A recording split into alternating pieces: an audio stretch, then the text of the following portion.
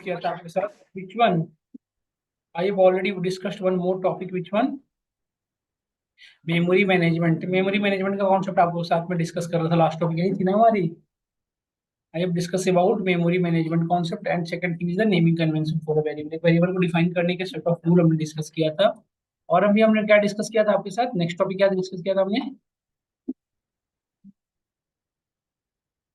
Yes और हमने एक टॉपिक डिस्कस किया था which one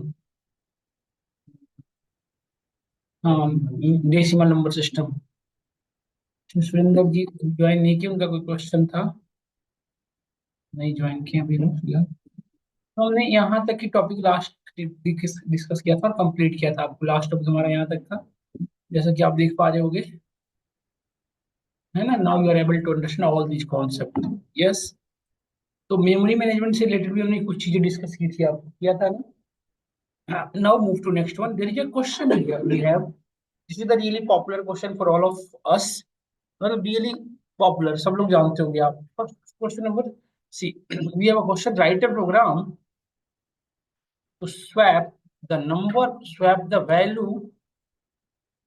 value of two variable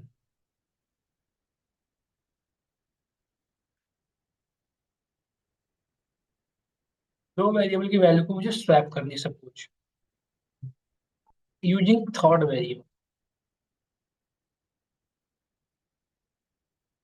मुझे एक वेरिएबल हमारा पास n1 है जिसकी वैल्यू 89 है this an inter variable that one is the 98 okay now we have a question कि we need to swap this variable में इस वैल्यू को क्या करनी है स्वैप करनी है स्वैप कैसे करेंगे देखिए जैसे रियल लाइफ में हमारे पास we have a container this is the container of milk this is the container of tea okay we need to swap the side substance में इन दोनों के substance को swap करनी तो रियल लाइफ में क्या करोगे वी हैव अनदर ग्लास एक अनदर ग्लास यूज करेंगे यस और नो इसमें आपने मिल्क को रखा यहाँ पे मिल्क आ गया now in this one we can just change the tea यहाँ पे टी आ गया अब ये ब्लैंक हो रखा है इस मिल्क को यहाँ पे डाल देंगे यही करते थे ना यस और नो इस तरह से हमारा आइटम स्वैप हो जाएगा नहीं हो जाएगा बताओ यहाँ पे टी आ जाएगा यहाँ पे मिल्क आ जाएगा तो थिंग इज दैट कि now how to swap this one इसको कैसे स्वैप करोगे मैं चाहता हूँ n2 बिकम 89 और n1 बिकम 98 तो एक वेरिएबल बना लेंगे हम क्या n3 के अंदर n1 की वैल्यू रख सकते हैं यस और नो अब समझना ये है n3 और n1 की वैल्यू क्या हो गई सिमिलर n3 अभी क्या हो रहा है बताओ n3 में n1 की वैल्यू असाइन हो रही है मीन्स व्हाट कि n3 और n1 सेम मेमोरी एड्रेस से बिलोंग हो रहा है जब किसी वेरिएबल की वैल्यू किसी में डालते हो तो वेरिएबल ब्लैंक नहीं हो जाता ये n1 के अंदर अभी भी वैल्यू है बस इसकी मेमोरी एड्रेस कॉपी हो जाती है मतलब n3 और n1 दोनों एक ही मेमोरी एड्रेस से बिलोंग कर रहे हैं और एक ही वैल्यू हो जाएगी क्या हो जाएगी n3 और n1 की वैल्यू क्या हो जाएगी क्या होगी 89 नहीं n3 की वैल्यू क्या हो जाएगी फिलहाल 89 n3 की देखो ना n1 की वैल्यू 89 ही तो है नाउ यदि हमने यहाँ पे लिखा n1 इज इक्वल अब देखो n1 को यदि मैं ओवर राइट भी कर दूं तो भी कोई इशू नहीं है क्योंकि n1 की वैल्यू ऑलरेडी असाइन हो रखी है n3 में तो यदि मैं n1 is equal to n2 रखूंगा इससे क्या होगा बताओ n2 की जो वैल्यू है n2 की वैल्यू क्या है आपका 98 98 कहाँ पे साइन हो गया n1 के अंदर तो अब n1 की वैल्यू क्या हो चुकी है 98 अब 89 नहीं रह गई अब n1 की वैल्यू क्या हो चुकी है 98 और n2 की वैल्यू अभी भी क्या है 98 अब मुझे मेरी बात को समझना क्या हमारा हमारा एक ऑब्जेक्टिव फुलफिल हो गया यस और नो हमारा यही काम था n1 को हमें क्या करना था 98 करना था एक काम हो गया अब दूसरा काम क्या है बताओ n2 में हमें किसकी वैल्यू रखनी थी n1 की तो n1 की वैल्यू तो क्या हो चुकी है 98 बट n1 की प्रीवियस वैल्यू हमने कहाँ रख रखा था बताओ n3 में तो हम n2 इज इक्वल टू क्या लिख देंगे तो देखो क्या स्वैप हो जाएगा यस और नो अभी n क्या जाएगी वैल्यू बताओ n3 की वैल्यू क्या 89 तो आ जाएगी देखो n2 बिकम 89 n1 बिकम 98 क्या हो जाएगा यस और नो इस कोड को आप अपने इस पर्टिकुलर कॉन्सेप्ट को अपने कोड में इंप्लीमेंट करके देखो एक बार करो तो सब लोग try I waiting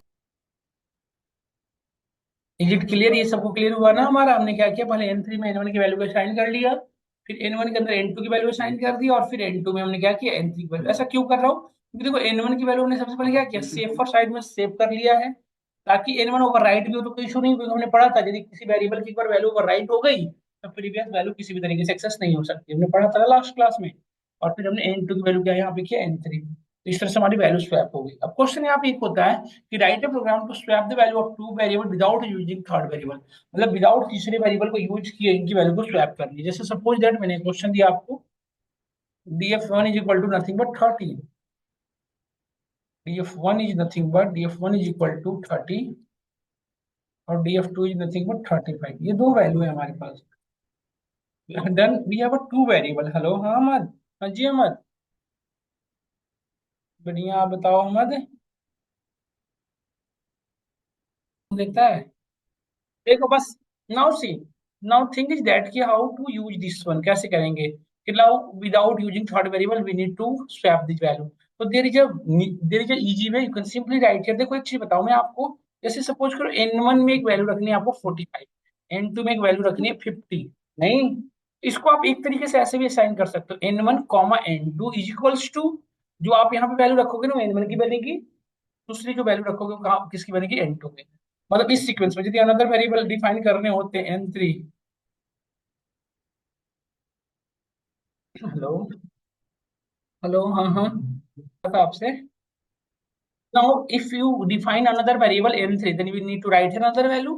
Now, this particular sequence follow the variable and this particular sequence will follow the variable, है ना। इस तरह से हमें वेरिएबल डिफाइन करते चले जाएंगे और इस तरह से उसकी वैल्यू असाइन हो जाएगी। मतलब एक सिंगल लाइन में आप मल्टीपल वेरिएबल भी डिफाइन कर सकते हैं, नहीं, this is also a way. तो इसी सेम प्रोसीजर को फॉलो करके we can change the value of variable. मतलब देखो df कॉमा df1 लिखा, df1 कॉमा df2 डन। अभी जो मैं वैल्यू रखूंगा किसमें असाइन होगी, df1 में, और df1 में किसकी वैल्यू रखनी थी आपको, df2 की। तो क्या मैं यहाँ पे डायरेक्टली रख सकता हूँ df2, तो df2 की वट एवर वैल्यू रही वो कहाँ साइन हो गई, df1 में। अब यहाँ पे जो वैल्यू रखूंगा किसमें साइन होगी बताओ, df2 में। अभी df2 में जो लिखोगे ली जाएगी ना, तो df2 में कौन सी वैल्यू रखनी थी, df1 की। तो we can simply write here what, df1। Now just run this command and see the output, this is the df1, this is the df2। Now देखो df1 की वैल्यू क्या हो चुकी है 35, df2 की वैल्यू क्या हो चुकी है 30। क्या स्वैप हो गए, यस और नो। स्वैपिंग समझ रहे हैं आप, सब लोग समझ रही हैं आप। देखो स्वैपिंग करने का सेंस मेरा ये था कि डीएफ इसकी वैल्यू को चेंज करना था, मतलब इनकी वैल्यू को ऐसे करनी थी, इसकी वैल्यू यहाँ रखनी थी। अब देखो df1 की वैल्यू पहले 30 थी, अब कितनी हो चुकी है 35, अब 30 थी जिसको हो गई 30, है ना, चेंज हो गया ये सो नो। तो this is the way, this एक तरीका ये है, बट एक समझना ध्यान से, जो आपने ये लाइन ऑफ कोड लिखे हो, दिस इज ये लाइन ऑफ कोड, क्या इसी लाइन ऑफ कोड को we can also write in this way, इसको क्या हम ऐसे भी रख सकते थे ना, df1 is equals to df2, रख सकते थे। Same df2 is equal to df1 ऐसे भी रख सकते थे, ये सो नो। तो यू कैन सी, यदि हमने ऐसे कोड रखा तो ये स्वैप नहीं हुआ। क्यों, ऐसा क्यों हो रहा है, ऐसा क्यों हो रहा है, why this thing is happening here, ऐसा क्यों हो रहा है,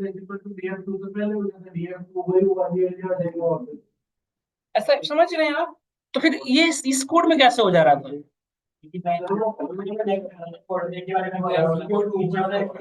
एक्चुअली इसमें क्या हो रहा है कि जब इस लाइन से मूव करता है ना हमारा, देखो कंट्रोलर कैसे एग्जीक्यूट होता है, top to bottom.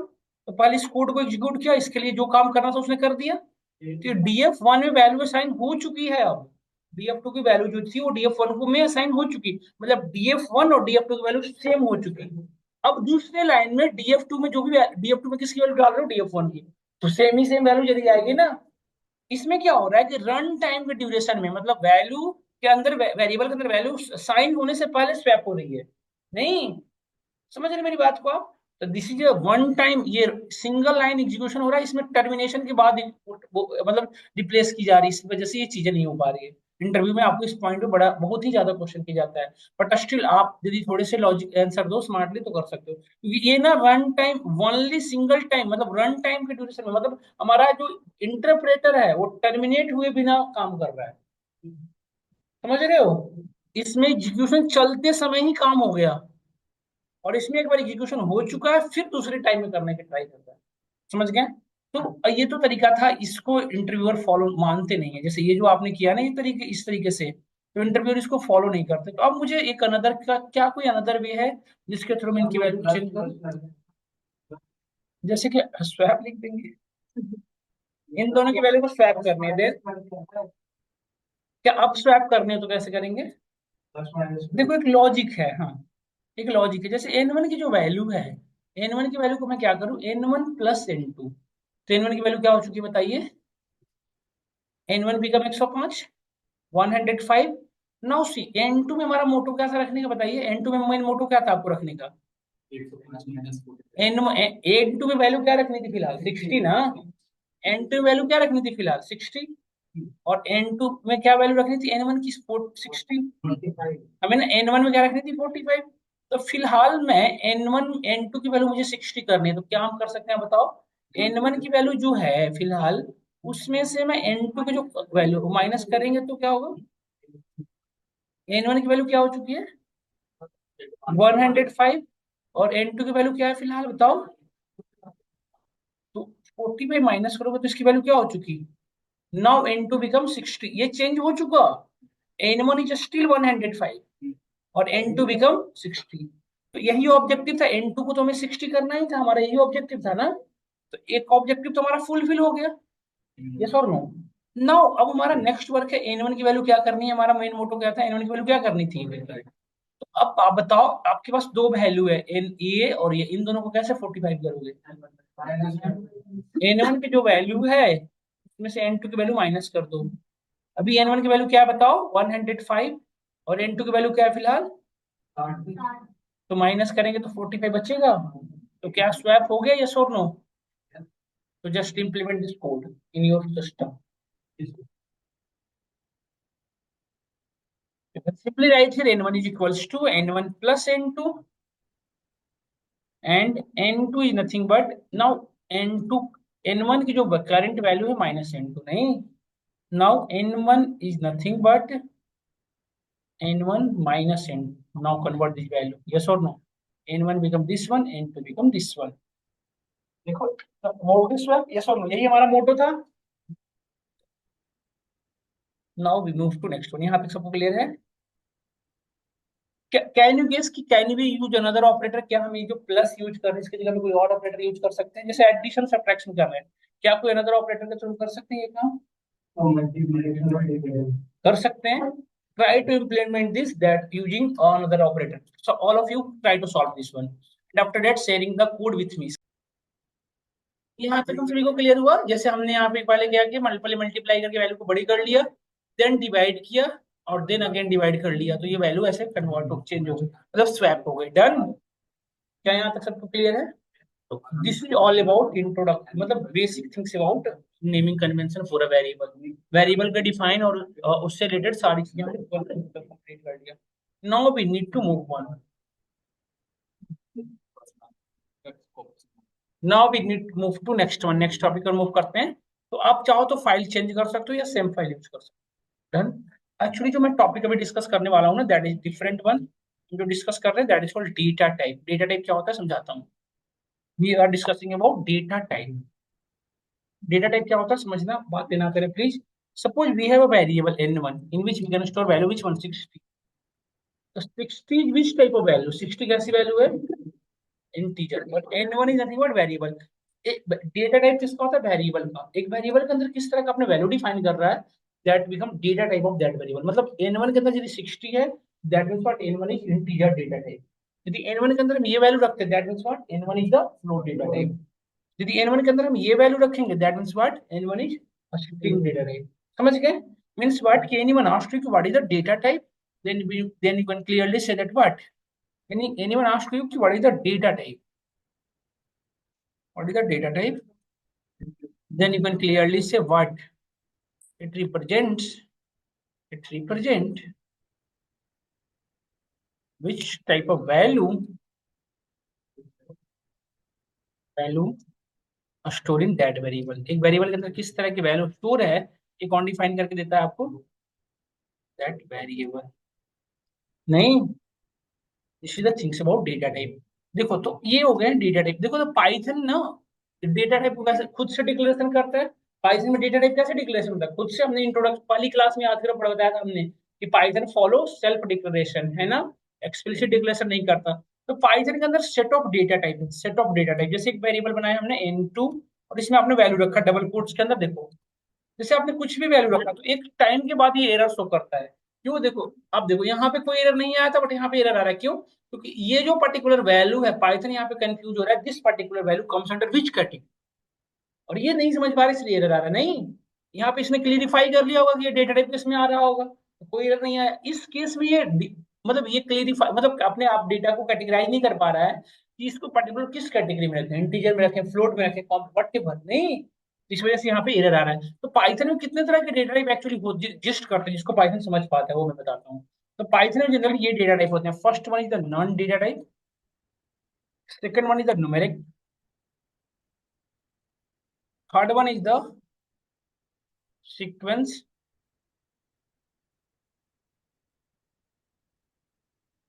Fourth one is the map, और sixth one is the set. these are the data type: none, numeric, sequence, map, and set. Then these are the only 5 data type in Python which can be understandable for Python. नहीं, ये सब नहीं होता, पढ़ेंगे हम आगे। जिसकी बात आप कर रहे हो हम डिस्कस करेंगे। डन, यहाँ तक सबको क्लियर है? All of first we need to start none data type. None से स्टार्ट कर। एक वेरिएबल के अंदर कैसी वैल्यू रखोगे जब उसे नन कहेंगे? अब variable in no value, zero बहुत बड़ी सिग्निफिकेंस है कुंदन। आप पता है जीरो पे विवेकानंद ने अपने आप को परफेक्ट पर्सन बना दिया। नहीं, नहीं, जीरो पे ही तो बना। आप zero is nothing but that is great value. Now see, we are all of us we move to non data type. When we can say this is the non data type, एक variable के अंदर किसी भी तरह की value store नहीं कर पाओ, that is the none data type. Means what? A variable which have no any value, that type of variable in which have no any value, in which have no any value। एक variable ऐसा जिसके अंदर कोई value ही ना हो, which have no any value,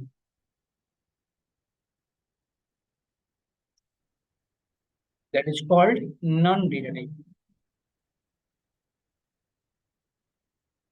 तो एक variable मैंने डिफाइन किया n1। और अब मुझे बताओ एक वेरिएबल के अंदर नन कैसे स्टोर करते हैं?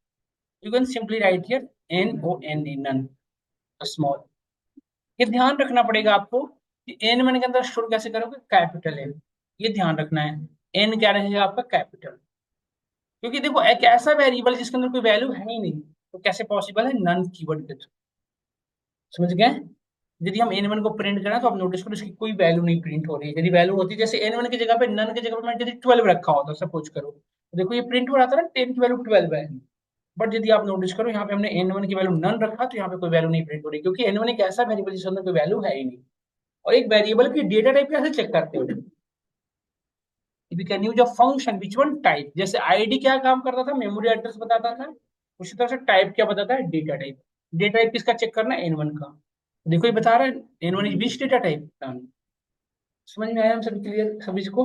तो आगे ये यूज होगा, एक वेरिएबल डिफाइन करनी है जिसके अंदर कोई वैल्यू नहीं रखनी है, then we can use this one. आगे यूज होगा ये जस्ट। डन, समझ में आया? तो हमने फर्स्ट वन क्लियर किया, which one? None. Second one we need to move on numeric data type. Numeric किसको कहेंगे? न्यूमेरिक किसे कहेंगे? In which have numerical value. कैसा वेरिएबल जिसके अंदर क्या कैसी वैल्यू है? Numeric. In which have numeric value, in which we can perform all the arithmetic variables. जिसपे आप in which numeric value, in which have numeric value which can perform all the arithmetic operation। ये ध्यान रखना है। Arithmetic operation कौन कौन से होते हैं?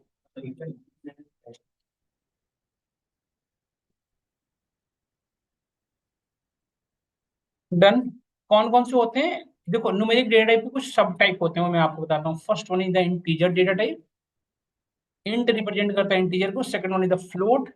Third one is the complex. There are mainly 3 sub type of numeric data type. ठीक है, तो स्टार्ट करते हैं। इंटीजर किसे कहते हैं? Which one is the integer data type? A variable, sorry, integer किसे कहेंगे? Which can not be written upon P upon Q form. जिसको पी अपॉन क्यू के फॉर्म में नहीं लिख सको, दैट इज द इंटीजर। नहीं, which can not be, which can can't B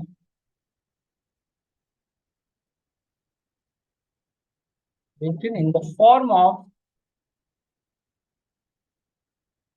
p upon q, जिसे p upon q के form में ना लिख सके। जैसे कि क्या? 12, 13, ये सब p upon q के फॉर्म में लिख सकोगे? नहीं लिख सकते ना। फ्लोट, which can written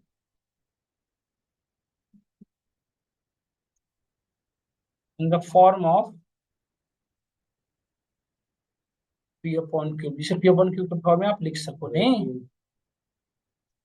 जैसे कि 12.5 इसको लिख सकते हैं ना, यस और नो?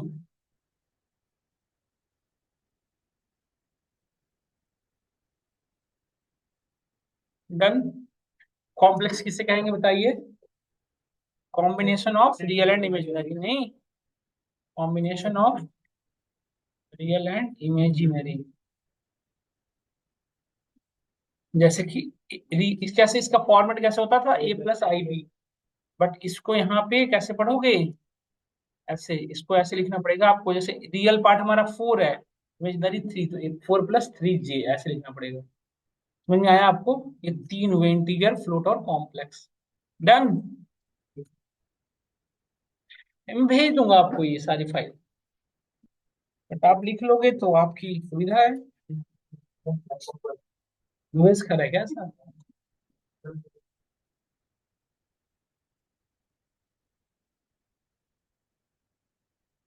देखो, no first one, now we need to start integer, which type of value we can say integer, इसको बताने की नीड नहीं है। आप सिंपली जैसे कोई वैल्यू रखो, इंटीजर है ये, नहीं, इसकी यदि मैं टाइप चेक करूँ तो क्लियरली शो कर रहा है डीएफ नथिंग बट इंटीजर, देख सकते हो आप। फ्लोट यदि डिफाइन करना है तो आप सिंपली एक फ्लोट के फॉर्मेट में रख दो वैल्यू, नहीं, और यहाँ पे यदि n1 प्रिंट करें तो देखो इसकी टाइप चेक करूँ तो ये फ्लोट है, नहीं, ये फ्लोट डेटा है। प्रॉब्लम है, हमें पढ़ने में हमें कंसर्न था इसको पढ़ना, कॉम्प्लेक्स। तो कॉम्प्लेक्स में हमेशा रियल नंबर को पहले रखोगे, देन इमेजिनरी नंबर, और यहाँ पे आयोटा की जगह पे जे लिखते थे, पहले हम लिखते थे आई कॉम्प्लेक्स नंबर में, बट यहाँ पे आई की जगह पे क्या लिखते हैं, जी। तो n3 बना एक कॉम्प्लेक्स नंबर जिसकी यदि हम टाइप चेक करें तो इस तरह से हमारा एक कॉम्प्लेक्स नंबर डिफाइन हो गया। देखो, कॉम्प्लेक्स नंबर को मल्टीपल वे से बनाया जाता है, एक तरह से कॉम्प्लेक्स नंबर ऐसे भी बनता है, कॉम्प्लेक्स आपने यूज किया और इसमें दो इंटीजर हमने, तो 7 हमने क्या पास किया, 7 हमारा क्या है, रियल नंबर, और 4 क्या हमारा इमेजिनरी, तो इस तरह से बना, ठीक है? क्या यहाँ तक सबको समझ में आया? एक क्वेश्चन है, वी कैन डू, सब लोग करें इसको। This is the real number, ये इमेजिनरी पार्ट है, ठीक है? हमारे पास एक एक रियल नंबर है 5 और एक है 3, इनके कॉम्बिनेशन से कॉम्प्लेक्स नंबर जनरेट करिए, और एक आप इसके कॉम्बिनेशन से करिए, करिए तो फटाफट, और दोनों का एडिशन परफॉर्म करिए। We need to create two complex number using this real imaginary part, and again second complex number using this one, and we need to perform addition of two, दोनों का एडिशन करके दिखाइए। try to solve this one just now। you can just create a variable x, x में real पहले रखते हैं, तो आपको लिखना था 5 + 3j, y is nothing but एक अनदर था क्या, कैसे लिखते हैं, 6 + 2j, क्योंकि रियल पार्ट पहले लिखते हैं ना हम, तो 6 प्लस, तो आप दोनों तरीके से कर सकते हो, या तो फिर आप ऐसे भी कर सकते हो कॉम्प्लेक्स, नहीं, तो रियल पार्ट 6, 2 दोनों तरीके हैं, और इन दोनों का एडिशन करना था, तो add is equal to x + y, और यहाँ पे हम ऐड कर देंगे, देखो ये हमारा एडिशन हो गया। और यदि टाइप चेक करें तो इन दोनों का क्या, सभी का ये आउटपुट आ रहा है, सभी का ये आ रहा है, आ जाइए सुरेंद्र जी। डन। डन। ये चेयर ले लीजिए सुरेंद्र जी वाली।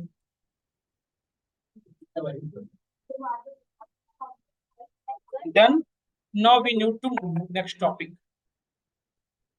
देखो, एक अनदर टॉपिक और मूव कर रहे हैं, यहाँ तक, यहाँ तक क्लियर है? Now we move to next one, that one is the type casting, हम डिस्कस कर रहे हैं फिलहाल आपके साथ टाइप कास्टिंग। टाइप कास्टिंग क्या होता है वो समझिएगा, यहाँ तक कोई दिक्कत नहीं होगा किसी को, रियली इजी है, नहीं, तो टाइप कास्टिंग क्या होता है वो समझिएगा। जैसे सपोज करो we have a database server, एक डेटाबेस का सर्वर है, जहां से डेटा जो आ रहा है इंटीजर के फॉर्मेट में आ रहा है, और हमें फ्लोट में यहाँ पे स्टोर करनी है, सपोज हमें यहाँ पे कैसे स्टोर करनी है, फ्लोट में, या फिर फ्लोट में आ रहा है मुझे स्टोर करनी है इंटीजर में, फ्लोट में, यहाँ फ्लोट के फॉर्म में आ रहा है मुझे स्टोर कैसे करना है, इंटीजर फॉर्म, ये दोनों हो सकता है। तो अब मुझे, या फिर कॉम्प्लेक्स से फॉर्म में आ रहा है मुझे करना है अनदर डेटा टाइप, मतलब मुझे, मेरा कहने का सेंस है कि डेटा का फॉर्मेट अलग है, मुझे convert this another data type में करना है, then we can use which one, type casting. Type casting is not a data type, it is a technique, it is a concept that help us to convert this data, convert a data type in another data type, एक data type को दूसरे data type में convert करने में help करता है। तो type casting क्या है, एक वे है, एक टेक्निक है, जिसके थ्रू किसी वेरिएबल का डेटा टाइप आप किसी अनदर डेटा टाइप में कन्वर्ट करते हो, बट कुछ सेट ऑफ रूल और रेगुलेशन फॉलो करते हुए, है ना। तो वही डिस्कस करने वाले हैं। यहाँ तक सबको समझ में आया? क्या बेटा, नहीं आया समझ में? It is a technique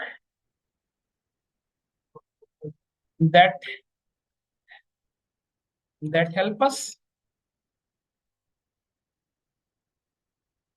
to change the data type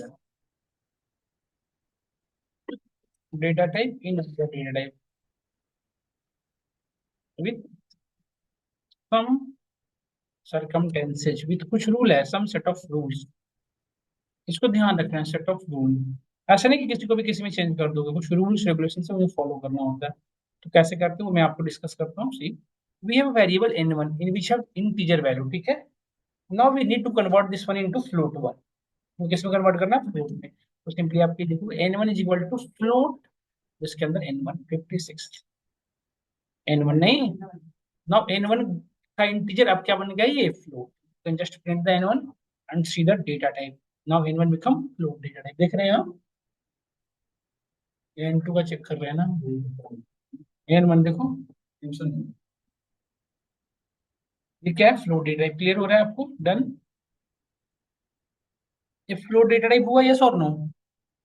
we have another variable n2 जिसकी वैल्यू हमने रखा 45.6, ये फ्लोट है, क्लियरली दिख रहा है हम सभी को। और now we need to convert this one into float integer. तो हम क्या लिखेंगे, सिंपली इंट n2। तो देखो इंटीजर में कन्वर्ट करोगे तो जो उसका इंटीजर पार्ट वाइज इंटीजर आ जाएगा, फ्लोट का इंटीजर स्किप कर देंगे। तो हम यदि प्रिंट करें तो n2 की वैल्यू देखो ये हो गई हमारी। और यदि मैं टाइप चेक कर रहा हूँ n2 के, तो जो फ्लोट था क्या हो गया, इंटीजर। डन। तो हमने क्या देखा, फ्लोट से इंटीजर, इंटीजर से फ्लोट में कन्वर्ट कर। अब मुझे कॉम्प्लेक्स में कन्वर्ट करना है, we need to convert this one into complex. समझ करो एक हमारे पास नंबर, इंटीजर नंबर था 24, इसे 2 सपोज, इसे मुझे कॉम्प्लेक्स में कन्वर्ट करना है। हम सिंपली लिखेंगे n1 is equal to complex, ये यूज करते थे ना हम बनाने के लिए, और n1। तो अभी हमने कितने नंबर पास किए बताओ, एक ही तो पास किया आपने, तो ये बन जाएगा रियल पार्ट, और इमेजिनरी क्या हो जाएगा, जीरो। तो स्टिल हम इन इंटीजर को कॉम्प्लेक्स में कन्वर्ट कर पा रहे हैं। नहीं, अच्छा ये फ्लोट होता, यदि 2.5 तो होता, हो जाता, नो इशू। देखो हो रहा है, मतलब आपने क्या देखा, इंटीजर से फ्लोट में कन्वर्ट करना, फ्लोट से इंटीजर, इंटीजर से कॉम्प्लेक्स, फ्लोट से कॉम्प्लेक्स। बट क्या एक कॉम्प्लेक्स नंबर है ऑलरेडी, जैसे हमने एक n3 एक कॉम्प्लेक्स नंबर बनाया जिसकी वैल्यू है 4 + 3j, नहीं, और इसको मुझे कन्वर्ट करना है इंटीजर में, तो कैन इज इट पॉसिबल? क्यों, ऐसा क्यों, ऐसा क्यों?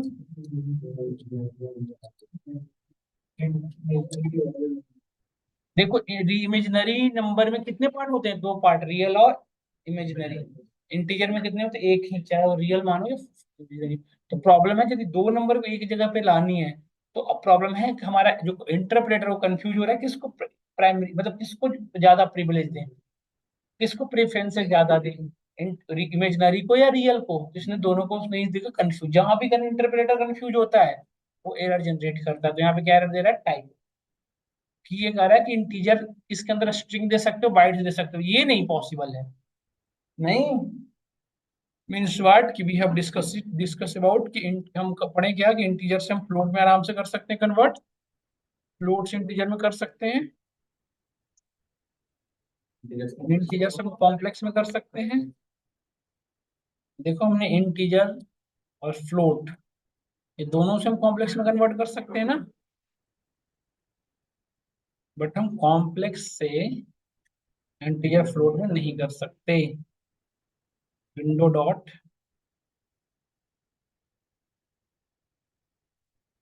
इंटीजर में कर सकते हैं, नहीं हम। डन, यहाँ तक हमें समझ में आया सभी को? ये आपसे इंटरव्यू में पूछा जाता है क्वेश्चन। तो this is all about today's class, आज यहीं तक रखते हैं, from tomorrow we will again continue. Complex कहाँ पे यूज होता है, देखो इसका जनरली वैसे तो प्रोजेक्ट वगैरह बहुत कम यूज होता है, मतलब इंडस्ट्री में बहुत कम होता है। इंटरव्यू में गैदरिंग को कम करने के लिए इंटरव्यूअर आपसे वट एवर क्वेश्चन पूछ सकते हैं।